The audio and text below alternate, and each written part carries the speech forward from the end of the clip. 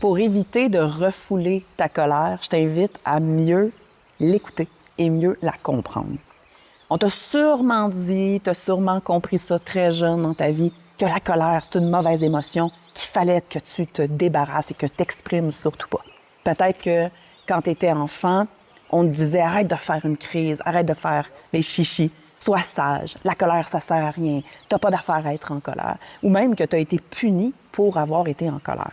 La vérité, c'est que la plupart d'entre nous, on a appris à refouler notre colère.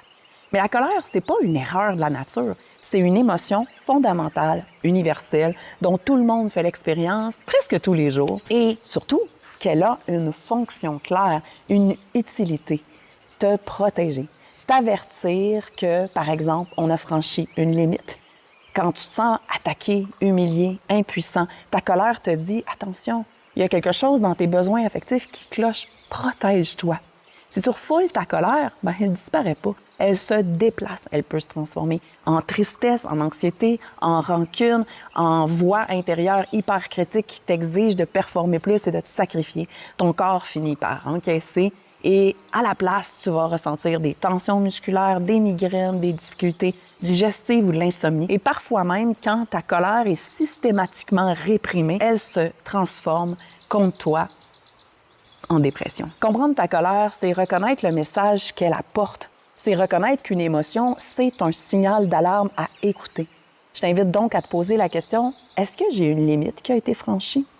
Est-ce que j'ai été entendue et respectée dans cette situation-là? Est-ce que mon enfant vulnérable à l'intérieur s'est senti abandonné ou attaqué?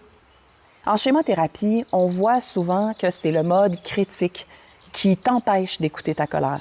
Il va te dire quelque chose comme « t'exagères, sois gentil, dérange pas les autres, réprime ta colère, montre-la surtout pas ». Alors que ton adulte sain, ta partie sage qui t'écoute, qui fait attention à toi, qui pense à tes besoins affectifs, tes préférences et ta valeur, va plutôt opter pour « non, ma colère, elle a besoin d'être entendue. J'ai besoin de l'écouter, de l'entendre et de la comprendre pour mieux ajuster une situation, une relation, une décision, une action que je